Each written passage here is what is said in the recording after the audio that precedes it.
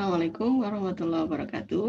Alhamdulillah, hari ini kita bisa hadir lagi bersama-sama di kelas studi Islam 4. Semoga Anda semua dalam keadaan sehat dan selalu dalam lindungan Allah. Ya. Adik sekalian, hari ini kita akan membahas tentang prinsip-prinsip halal dan haram. Ya, kemarin kita sudah bahas bahwa salah satu topik materi yang kita pelajari di dalam studi Islam itu adalah tentang halal haram produk. Ya. Saya akan mulai share screen.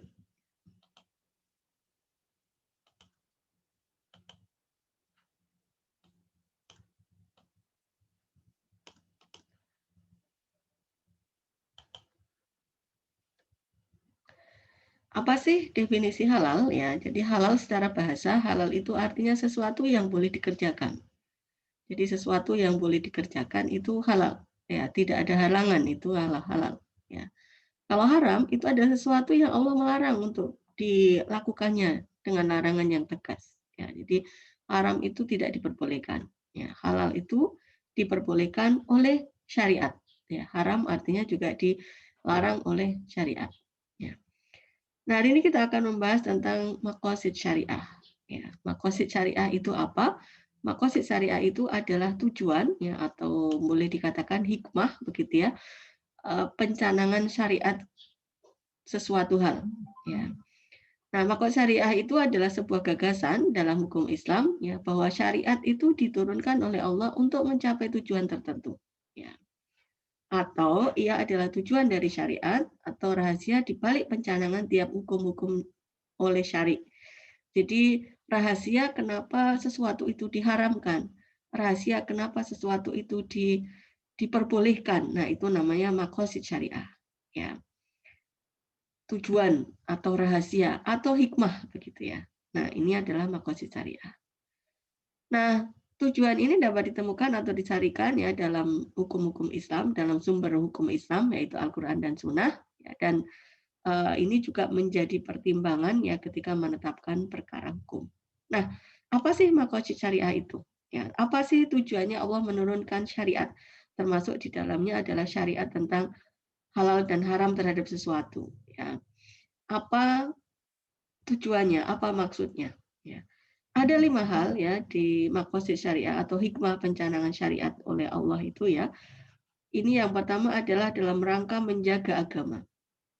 Menjaga 5 unsur penting dalam kehidupan, yaitu apa? Yang pertama menjaga agama, hifdzuddin. Jadi syariat itu diturunkan ya untuk menjaga agama.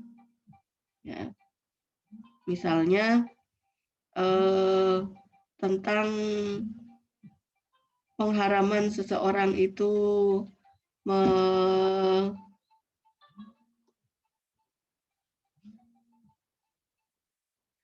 pengharaman seseorang itu untuk apa namanya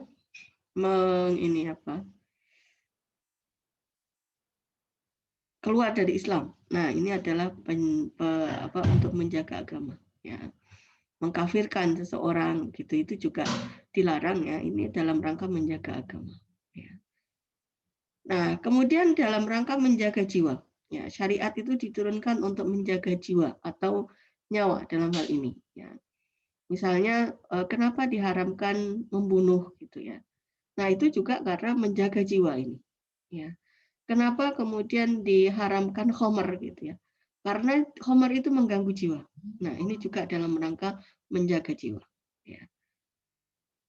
Yang kedua adalah dalam rangka hifdzun nafs atau menjaga jiwa.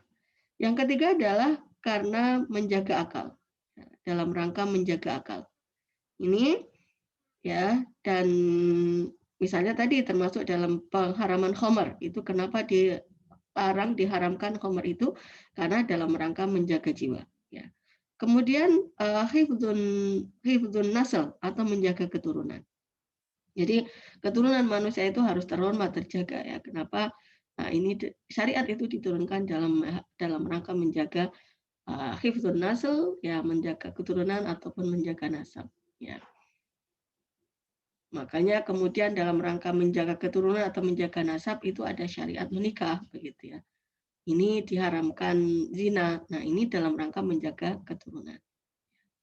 Kemudian hifdzul mal, ya, ini menjaga harta. Ya, menjaga harta ini juga adalah syariat, ya, dilarang mencuri begitu ya, karena harta itu bagi seorang muslim juga harus dijaga. Ya, ketika seorang itu menjaga harta, yaitu seperti jihad, ya, ini menjaga harta. Ya, jadi 5 hal ini ya tujuan atau maqasid dicanangkan syariah, yaitu menjaga agama, menjaga jiwa, menjaga akal, menjaga keturunan, dan menjaga harta. Ya. Nah, sekarang kita lanjut ke prinsip halal dan haram. Apa sih, bagaimana sih prinsip penetapan halal dan haram ini? Ini saya ambilkan dari buku Halal dan Haram, ya, punya Yusuf Qaradawi. Nanti kalau Anda ingin merefer lagi, membaca seutuhnya, silakan dibaca buku Halal dan Haram, ya, karangan Yusuf Qaradawi. Ya. Yang pertama, prinsipnya adalah asal bagi sesuatu itu adalah mubah.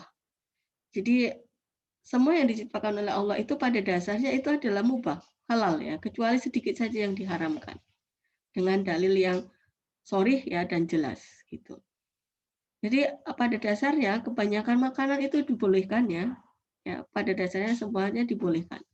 Kecuali ada memang nas-nas yang mengharamkannya. Ya, misalnya di dalam Al-Maidah itu ada pengharaman babi, darah, bangkai, daging hewan yang tidak disembelih dengan nama Allah. Nah, ini misalnya, ya. Hanya sedikit jenis-jenis makanan yang diharamkan, ya, yang ada ketentuan pengharamannya dari Allah. Selebihnya dari itu adalah halal, gitu ya. Jadi pada dasarnya ketika kemudian makanan-makanan itu diharamkan, gitu ya, masih banyak sekali alternatif lain yang bisa dilakukan. Ya. Kemudian ini ya, penghalalan itu tidak terbatas pada benda, ya, tetapi juga perbuatan atau perilaku, ya, yang bukan kategori ibadah. Ya. Dalam hal ibadah pada dasarnya adalah dilarang kecuali ada perintah yang jelas. Nah, jadi pada dasarnya hukum halal haram itu ya tidak hanya pada benda begitu ya, tetapi pada perilaku juga, ya. Tetapi kalau pada perilaku itu tidak kita bahas di sini, ya. Yang kita bahas di dalam studi Islam yang bagian saya ini adalah halal haram untuk benda, ya, benda, bukan kita menilai sebuah perilaku, ya.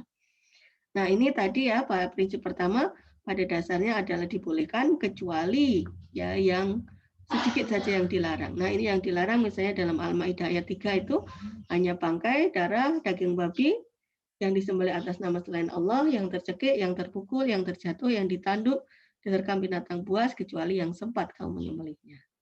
Ini. Kemudian yang kedua, prinsip kedua, ya, menghalalkan dan mengharamkan sesuatu adalah hak mutlak Allah. Yang boleh menghalalkan dan mengharamkan sesuatu itu hanya Allah, bukan manusia. Ya, ini adalah hak prerogatif Allah. Makanya tadi pada dasarnya pengharaman itu ya memang harus ada nas yang jelas. Ya, harus ada dasarnya ketika seseorang itu mengharamkan. Ya, bukan karena preferensi pribadi. Ya. Oke, kemudian yang ketiga, mengharamkan yang halal dan menghalalkan yang haram ini pada dasarnya syirik. Ya, kalau Allah sudah menetapkan sesuatu itu halal, ya, tidak boleh dikatakan itu haram. Kalau memang itu dikatakan haram oleh Allah, ditetapkan haram, ya tidak boleh kemudian dihalalkan siapapun itu. Ya, jadi karena ini adalah hak prerogatif Allah. Jika seseorang mengharamkan yang halal dan menghalalkan yang haram, ya, itu pada dasarnya mengambil hak Allah. Ya. Kemudian sesuatu diharamkan adalah karena membahayakan. Ya, jadi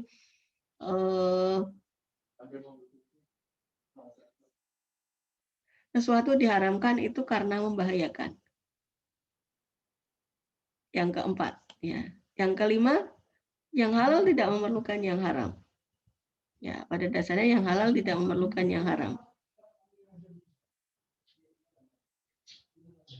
Sesuatu yang dihalalkan itu sesuai dengan sesuatu yang diharamkan.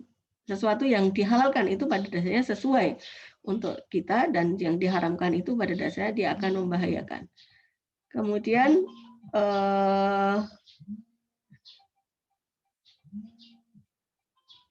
mohon maaf ya, saya jeda dulu.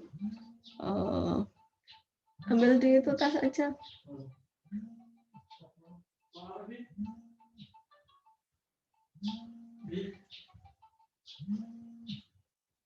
Oke, saya lanjutkan. Ya, misalnya ini ya, yang halal tidak memerlukan yang haram. Jadi kalau sudah ada yang halal ya tidak perlu kemudian berpikir yang haram lagi. Selalu ada alternatif. Ya. Kemudian yang keenam, ya perkara-perkara yang membawa kepada haram itu adalah haram. Ya. Rasulullah misalnya ya, khamar itu diharamkan. Makanya perkara yang membawa kepada khamar itu dia akan diharamkan. Ya. Zina itu diharamkan, maka segala sesuatu yang mengantarkan kepada zina, maka itu dia akan diharamkan. Ya. Jadi itu ya, yang diharamkan itu tidak hanya barang yang diharamkan saja ya, tetapi tetapi juga ya yang membawa kepada yang haram itu juga harus dihindari. Ya, dia juga akan diharamkan. Ya. Kemudian bersiasat terhadap hal yang haram itu adalah hukumnya haram. Ya. Kalau sesuatu sudah memang diharamkan, ya, maka tidak usah kemudian utak-utik, ya, disiasat, ya, sehingga agar nampak seperti halal. Ya. Misalnya ini ya, ini kasus ya, kalau zaman dulu ada dicerita di dalam Al-Quran itu diceritakan tentang kisah orang Yahudi ya. Ini sabda Rasulullah, jangan kamu berbuat seperti perbuatan Yahudi dan jangan kamu menganggap halal terhadap larangan-larangan Allah walaupun dengan siasat yang paling kecil. Ya, jadi kalau memang sudah diharamkan ya, itu jangan kemudian diutak-utik begitu ya agar kemudian nampak halal. Ya. Disiasati begitu ya agar nampak halal. Ya, kita justru harus hindari, ya harus cari alternatif-alternatif yang memang itu halal. Ya, misalnya kalau kita dikasih tahu ya bahwa satu produk misalnya ya salah satu bahan misalnya di dalam proses pembuatan produk farmasi ya itu kemudian dinyatakan haram begitu ya, maka tidak usah ya kemudian kita harus ganti gitu ya, jangan diakal-akali, ditutup-tutupi agar kemudian nampak itu seperti halal. Tapi justru kita harus mencari alternatif. Ya. Kemudian niat baik tidak dapat menghalalkan yang haram. Ya. Walaupun niatnya baik ya kalau haram ya tetap haram, tidak kemudian bisa ya yang haram itu jadi halal. Ya misalnya ini mengumpulkan harta dengan cara yang haram ya untuk membangun masjid, ya ini tidak diperbolehkan. Ya membangun masjid dengan berjudi begitu ya, ya nggak diperbolehkan. Itu kan tujuannya bagus ya membangun masjid misalnya gitu, tapi caranya berjudi begitu, nah itu haram ya. Jadi tidak dibolehkan ya judi itu ya walaupun tujuannya untuk hal-hal yang baik. Nah, kemudian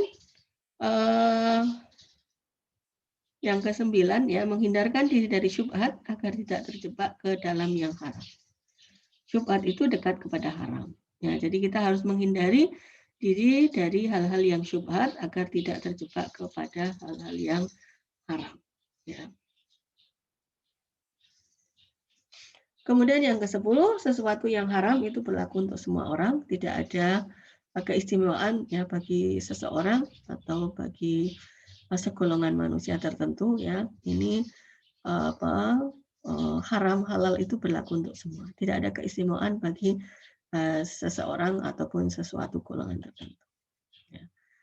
Kemudian yang ke-11 ada rukhsah, ada keringanan ya bahwa keadaan darurat itu membolehkan yang haram. Ya. Nah ini nanti ada syarat-syaratnya, keadaan darurat itu diperbolehkan itu seperti apa ya, sejauh apa ya, dan kemudian sampai kapan keadaan darurat itu kemudian membolehkan hal yang haram. Ya. Syaratnya ini hanya terpaksa ya dan tidak boleh melampaui batas. Ini ya misalnya barang siapa dalam keadaan terpaksa dengan tidak sengaja dan tidak melewati batas maka dia tidak berdosa atasnya karena sesungguhnya Allah Maha Pengampun dan Maha Belas Kasih. Jadi contohnya misalnya ketika vaksin ya, vaksin kalau sekarang vaksin Sinovac itu sudah dinyatakan halal dan suci ya. Tetapi pada kasus yang sebelumnya kita pernah mendapati juga ya gonjang-ganjing tentang vaksin MR ya, measles dan rubella itu waktu itu pemerintah menyediakan ya yang vaksin yang disediakan oleh pemerintah itu belum halal dan suci ya, jadi belum halal gitu. Makanya tetapi memang belum ada alternatifnya ya. Jadi waktu itu diperbolehkan ya, diperbolehkan untuk digunakan karena keadaan yang memaksa ya, dan tetapi kemudian ketika sudah ada alternatif yang halal dan suci maka itu kemudian tidak berlaku lagi ya, kebolehan itu tidak berlaku lagi.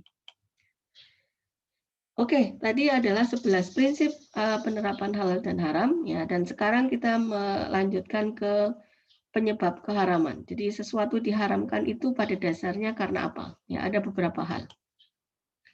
Yang pertama, sesuatu diharamkan itu karena najis. Ya, jadi barang-barang yang najis itu dia haram. Ya, misalnya ini daging babi, bangkai, darah, ini adalah najis. Ya. Nah, bangkai itu najis. Ya, dia tidak, kalau najis itu tidak bisa disucikan. Darah itu najis, dia tidak bisa disucikan. Jadi semua najis itu adalah haram. Ya. Hewan ternak yang tidak disembelih secara syar'i dia tergolong sebagai bangkai ya, karena penyembelihannya tidak benar begitu ya, sehingga ini juga diharamkan ya, digolongkan sebagai najis ya.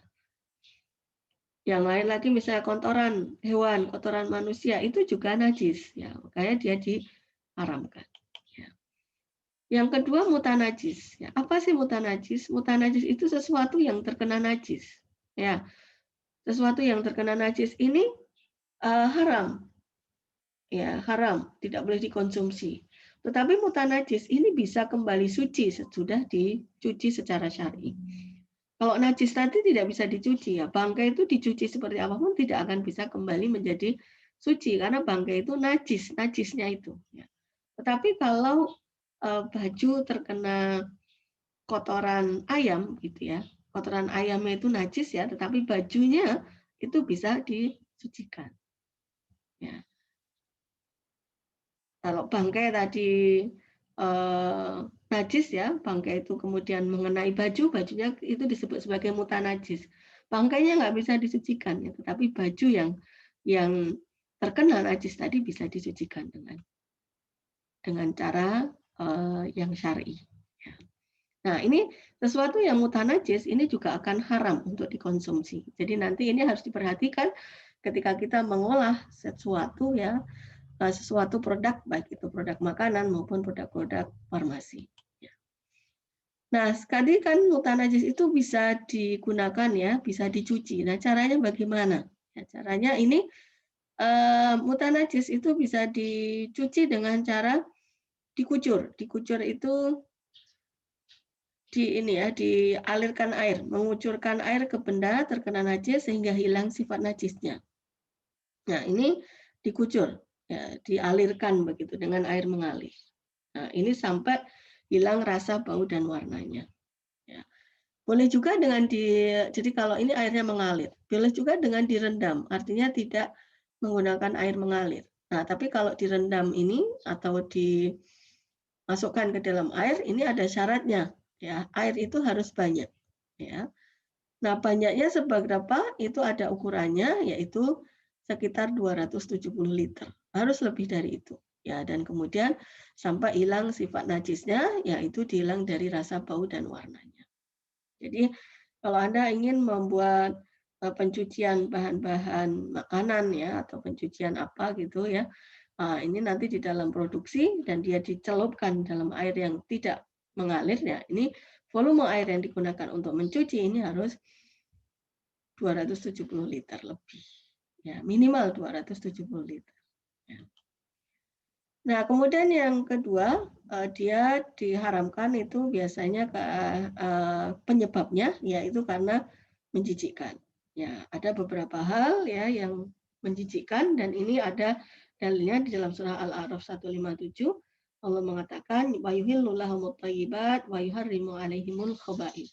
Allah menghalalkan bagimu yang baik-baik dan mengharamkan bagi kalian yang kotor-kotor, ya, yang menjijikkan. Jadi ya hewan-hewan yang terhitung khaba'ith, yang terhitung menjijikkan, ya, ini diharamkan. Ya. Kemudian doror atau berbahaya bagi kesehatan. Ya, ini Allah mengatakan di surah An-Nisa ayat 29, wala taqtulu anfusakum innahu kana bikum rahima. Ya. Nah, di sekitar kita ada tumbuhan atau hewan yang beracun. Ya, itu juga haram hukumnya untuk dikonsumsi kalau itu beracun. Ganja gitu ya, itu berbahaya juga ya untuk dikonsumsi, ya, makanya itu sebenarnya diharamkan.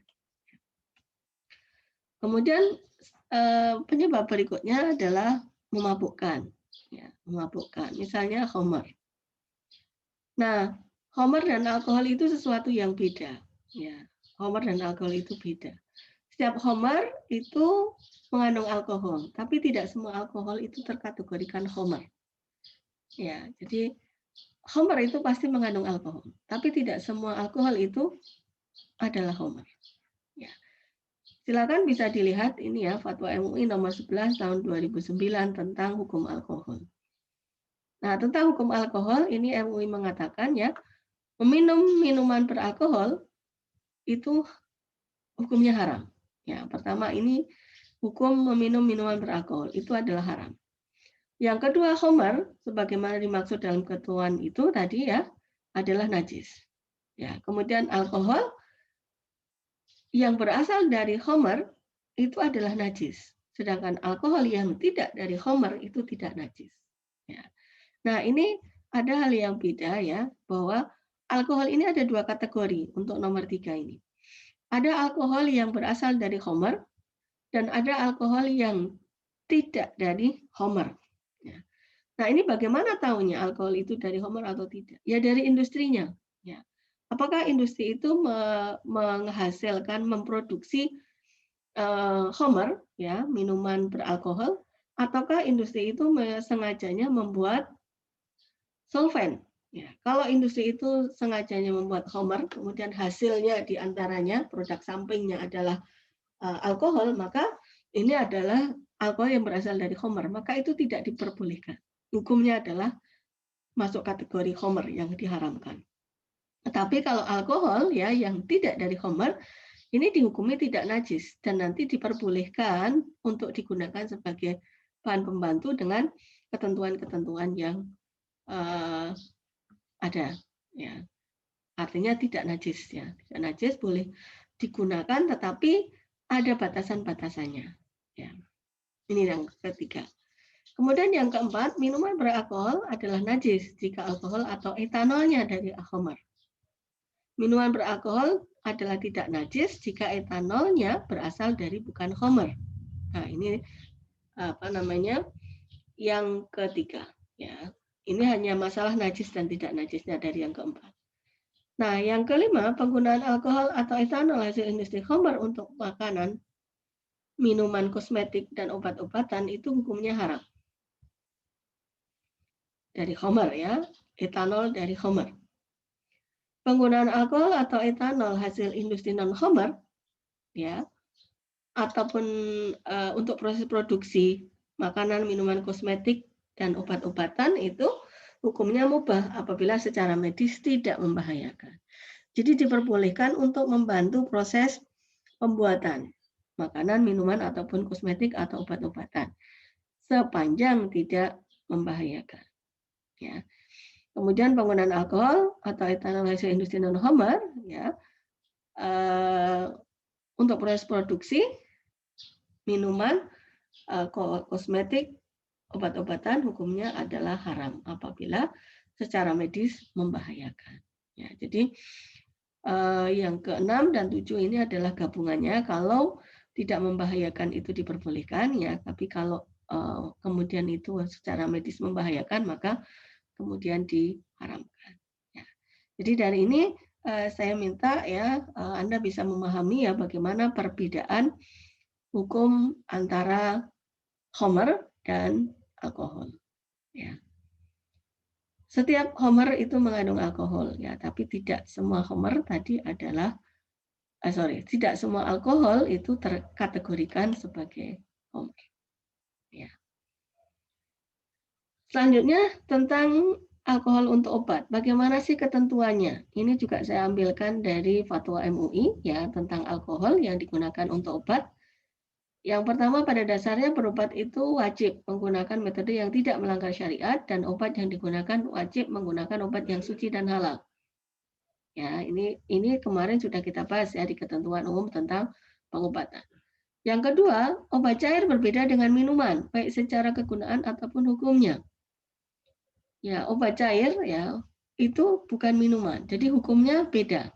Ya, kalau ada kadar alkohol di dalam obat cair itu juga hukumnya harus berbeda dengan batasan-batasannya harus berbeda dengan minuman beralkohol. Ya.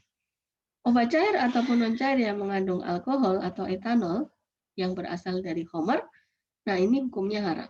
Tadi juga sudah kita jelaskan ya bahwa penggunaan alkohol yang dari homer itu adalah haram. Yang keempat, penggunaan alkohol atau etanol yang bukan dari homer, baik merupakan hasil sintesis kimiawi ataupun hasil fermentasi untuk bahan obat cair ataupun non cair, hukumnya boleh dengan syarat tidak membahayakan baik kesehatan, tidak ada penyalahgunaan, aman dan sesuai dosis ya, dan tidak digunakan dengan sengaja untuk membuat mabuk. Ini syarat ya penggunaan alkohol dalam obat. Boleh ada kandungan alkohol ya di dalam obat cair asal syaratnya tidak membahayakan. Tidak ada penyalahgunaan ya, aman dan sesuai dosis ya, dan tidak digunakan secara sengaja untuk membuat mabuk. Ini ketentuan ya. Beda dengan pada minuman cair. Nah, ini kalau makanan dan minuman yang mengandung alkohol ini batasannya beda. Minuman beralkohol yang masuk kategori homer adalah minuman yang mengandung alkohol lebih dari 0,5%. Jadi batasannya adalah 0,5% yang diharamkan kalau itu minuman ataupun makanan. Ya. Penggunaan alkohol atau etanol hasil industri non-homer, ya, baik merupakan hasil sintesis kimiawi ataupun fermentasi non-homer, ya, hukumnya mubah apabila secara medis tidak membahayakan dan selama kadar dari produk akhir kurang dari 0,5%. Ya, batasannya adalah 0,5%. Penggunaan produk antara yang tidak dikonsumsi langsung, ya, seperti flavor yang mengandung alkohol atau etanol non-homer untuk bahan produk makanan, hukumnya adalah mubah apabila secara medis tidak membahayakan. Ya, jadi kalau flavor itu ada yang mengandung alkohol, ya sebenarnya masih diperbolehkan, tetapi harus ada jaminan ini tidak membahayakan. Ya. Tapi ini kalau flavor nanti lebih baik Anda memilih yang ada sertifikat halalnya. Ya. Penggunaan produk antara, ya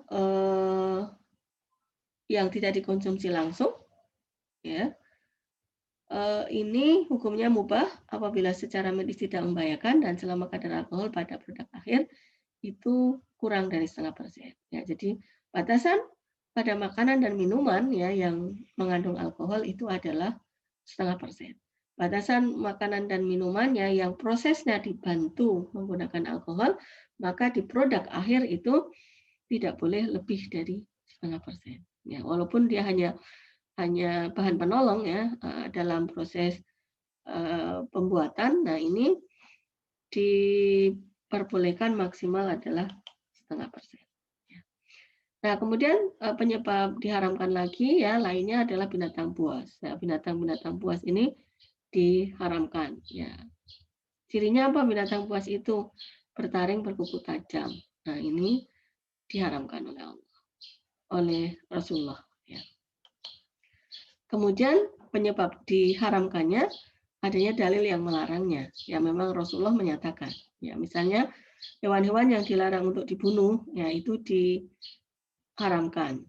Ya, seperti semut, ya itu diharamkan.